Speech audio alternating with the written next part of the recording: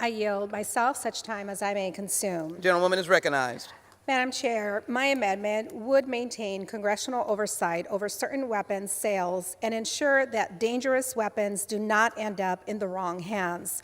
Whatever our views on firearm policy may be, we should all be able to agree that putting more firearms in the wrong hands would make the world a lot more dangerous. Since the passage of the Arms Export Control Act in 1976, the State Department has overseen licensing authority for exporting deadly weapons, supported by Congressional Oversight Authority. Under Republican presidents and Democratic presidents alike, this has been the system in place. So the experts who spend their lives monitoring hotspots around the world can put U.S. national security's interests first and not profits for weapon manufacturers.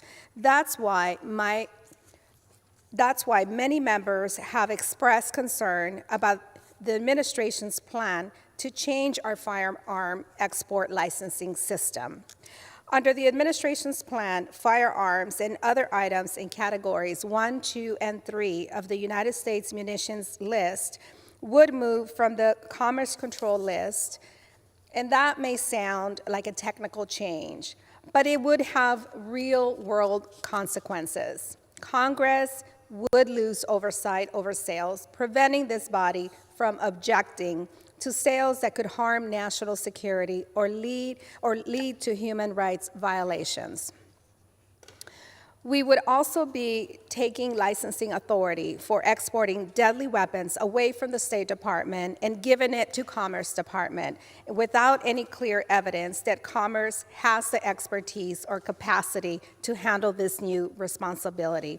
This amendment would stop that plan from going forward. And to be clear, this amendment would not prevent the export of firearms. This amendment would not create any new restrictions on firearms export. This amendment would simply keep the status quo in place so we can focus our efforts on strengthening the current system.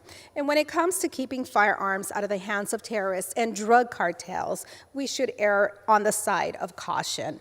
That's why this amendment, and that's what this amendment does. So I urge my colleagues to support this amendment, and I reserve the balance of my time. California.